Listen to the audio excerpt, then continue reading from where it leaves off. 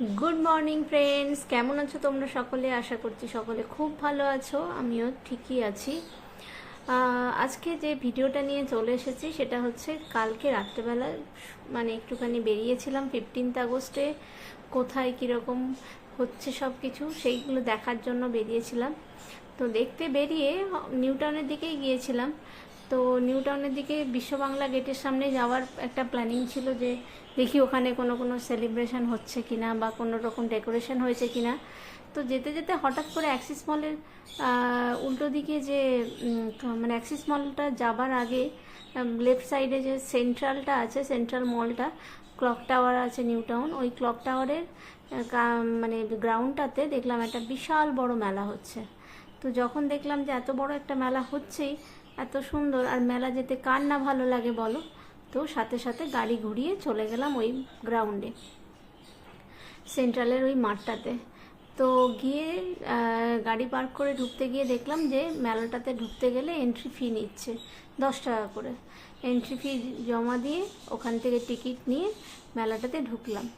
বেশ বড় গ্রাউন্ড এবং মেলাটাও ঠিক ততটাই বড় হয়েছে পুরো গ্রাউন্ডটা জুড়েই। বেশ অনেক দিন পরে একটা মেলাতে গেলাম, ভালোই লাগলো মেলাটা ঘুরতে। প্রচুর শাড়ি জামা কাপড়ের দোকান ছিল, স্পেশালি বাংলাদেশের প্রচুর দোকান ছিল, তারপর ফুলিয়ার ছিল, তারপর অনেকগুলো ফ্যাক্টরি আউটলেট ছিল যেখানে তোমার ওই রেগুলার বেসিসে জামা কাপড় বিক্রি হচ্ছিল বেশ কম দাম, আমার খুব রিজনেবল প্রাইস লেগেছে। তারপর আমি দুটো ওখান থেকে বিছানার চাদর কিনলাম আমার ছেলের, মানে যে হোস্টেলে যেখানে গিয়ে থাকবে সেখানে তো সব সিঙ্গেল বেড, তো সিঙ্গেল বেডের জন্য এই দোকানটা থেকে দুটো সিঙ্গেল বেডের চাদর কিনলাম। বেশ আমার খুব চিপ লাগলো জায়গাটার সব জিনিসগুলো, বেশ বড় বড়, মানে একদম বড় খাটের যে বাটিকের চাদরগুলো সেগুলো ওদের 550 টাকায় করে বিক্রি হচ্ছে। তো আমার তো তখন মনে হলো যে মানে বেশ রিজনেবল প্রাইস। এই চাদরটা নিয়েছি আর আরেকটা চাদর নিয়েছি, তো দুটোই প্রিন্টটা আমার তো খুব সুন্দর লাগলো, তো সেই জন্যই নিলাম। তো যাই হোক, তো সব মিলিয়ে এই মানে টুকটাক শপিংও করলাম, মানে টুকটাক একদমই বাড়ির জন্য একটুখানি ক্রকারি আইটেম কিনলাম, তারপর একটা হ্যান্ড সোপ রাখার জন্য একটু সেরামিকের যে জায়গাগুলো হয় না, পটগুলো, ওই রকম কিনলাম। এই জায়গাটা থেকেই কিনেছি মেনলি। এখানে খুব সুন্দর সুন্দর সেরামিকের জিনিস বিক্রি হচ্ছিল, এখানে কাঁচের জিনিস বিক্রি হচ্ছিল, ভীষণ সুন্দর সুন্দর। আমি কাপপ্লেটও কিনলাম। তো বেশ এই জায়গাটাতে আমার মনে হলো প্রাইসগুলো একদম ঠিকঠাক, মানে যে কাপপ্লেটগুলো কিনলাম ওগুলো যদি তুমি সিঙ্গেল পিস করে কেনো তাহলে 50 টাকা করে পিস, কাপ হোক বা প্লেট।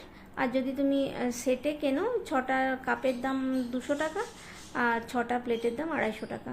তো বেশ আমার ঠিকঠাক লাগলো। তারপর অনেকগুলো জুতোর দোকান দেখলাম, আমার খুব ভালো লাগছিল, জুতোগুলো খুব সুন্দর, সেই নাগরাই জুতো হয় না সেরকম টাইপের জুতো বিক্রি হচ্ছিল।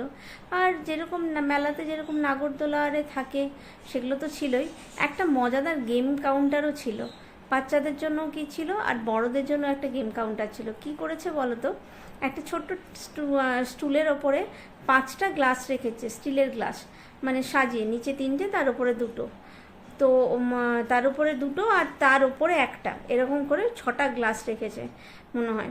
6টা গ্লাসকে একটা ভলিবল দিয়ে তোমাকে একসাথে পুরোটা ফেলতে হবে। যদি তুমি পুরোটা ফেলতে পারো তাহলে তুমি গিফট পাবে, আর যদি না পারো তাহলে গেল তোমার টাকা। এক একটা টার্নের জন্য 30 টাকা করে নিচ্ছে, আর যদি তুমি 3টে টার্ন নিতে চাও একসঙ্গে তাহলে 3টে না 4টে টার্ন যদি নাও মোটামুটি 100 টাকা করে এরকম নিচ্ছে আর কি। তো ও আমার হাজব্যান্ড খুব বলছিল আমি একবারেই ফেলে দেবো, আমি একবারেই ফেলে দেবো।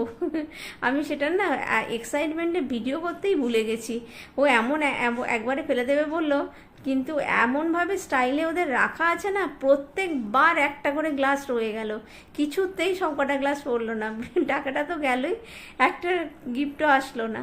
তো যাই হোক, তারপরে ও একটা খুব সুন্দর পানের দোকান ছিল, এইমাত্র তোমরা দেখলে ভিডিওতে, সেখানে কি না রকমের পান ছিল, বাপরে বাপ, আমি তো ওটা ভিডিও করছিলাম, আমি ভাবছিলাম কত রকমের পান হয়। তারপর খাবারের দোকান ছিল, প্রচুর প্রচুর খাবারের দোকান ছিল, তার মধ্যে একটা তো বিশাল বড় দোকান ছিল, তার বাইরে একটা এরকম মানে ওই মকটেল যেগুলো হয় সেরকম একটা কাউন্টার ছিল, সেখান থেকে আমার ছেলে একটুখানি ব্লু লেগুন খেলো। তো ওই মানে বেশ ভালো ছিল। চায়ের একটা দোকান ছিল, একটাই চায়ের দোকান ছিল, কিন্তু হরেক রকম তার স্পেশালিটি ছিল চায়ের। মানে কত রকমের চা হয়, আমি সত্যি ভাবছিলাম যে কত কিছু যে জানি না, রান্না বান্নার এখনও কত কিছু জানা বাকি আছে। মানে কত রকমের চায়ের স্পেশালিটি ওখানে দেখলাম লেখা ছিল ওদের ওই কাউন্টারের সামনে সাইনবোর্ডে। আর এই মকটেল বারটাও কিন্তু খুব সুন্দর ছিল, মানে সাজিয়েও ছিল খুব সুন্দর করে। তো এই যে এখানে ব্লু লেগুন তৈরি হচ্ছে এখন আমার ছেলের জন্য। তো কি যেখানে যায় সেখানেই দেখি এই ব্লু লেগুনটা খায়, কী যে আছে এর মধ্যে জানি না। আমাকে জোর করে একটুখানি একটা সিপ নেওয়া হলো, আমার তো খেয়েই মনে হলো ছি, এর থেকে ঠান্ডা জল খাওয়া অনেক ভালো। আমার একদম বাজে লাগলো। যাই হোক, তো খেলো। তারপর আমরা সব মানে তিনজনে মিলে 1 প্লেট করে দই ফুচকা আর 1 প্লেট রাজস্থানি পাপড়ি চাট খেলাম। রাজস্থানি পাপড়ি চাটটা 150 টাকা দাম নিল 1 প্লেট পাপড়ি চাটের। আমার মনে হলো একটু মানে কস্টলি। যাই হোক, তো খেতে ভালোই ছিল। তো খেয়ে দিয়ে আমরা মোটামুটি আমাদের বেশ সুন্দর একটা মেলা মানে এন্টারটেনমেন্ট একদম ভরপুর হলো। হওয়ার পর আমরা খেয়ে একটুখানি বলতে পারো যে 1 প্লেট করে কেন নিলাম, কারণ আমাদের পেটে জায়গা ছিল না একটু খাওয়ার, কিন্তু মেলাতে গেছি একটু না খেয়ে চলে আসবো, সেই জন্য আমরা 1 প্লেট করে নিয়ে তিনজনে শেয়ার করে খেয়ে নিয়ে চলে এসেছি। এই যে এখন আমাদের তৈরি হচ্ছে দই ফুচকা। দই ফুচকাটা আমার যদিও ভালো লাগেনি, কারণ আমি ফুচকা এমনিই পছন্দ করি না, ফুচকা খাইও না। ওরা জোর করলো বলে আমি ওখান থেকে একটা পিস নিয়েছিলাম। আমার একদম ওই মিষ্টি চাটনিটা দিয়ে দিলে না জঘন্য লাগে আমার। তবে রাজস্থানি পাপড়ি চাটটা খুব সুন্দর ছিল, ওটা খেয়ে দিয়ে আমরা বাড়ি চলে এলাম। তো যদি তোমাদের এই সুন্দর মেলাটা দেখে নিজেদেরও মেলার স্মৃতি মনে পড়ে, নিজেদের ছোটোবেলার স্মৃতি মনে পড়ে, মেলা গেলে সব থেকে বেশি ছোটোবেলার স্মৃতি মনে পড়ে, তাহলে অবশ্যই কমেন্ট করে জানিও। আর ভিডিওটা ভালো লাগলে লাইক কমেন্ট শেয়ার করতে একদম ভুলো না। ভালো থেকো, সুস্থ থেকো, দেখা হচ্ছে আবার খুব তাড়াতাড়ি একটা নতুন ভিডিওতে। ততক্ষণের জন্য টাটা, বাই।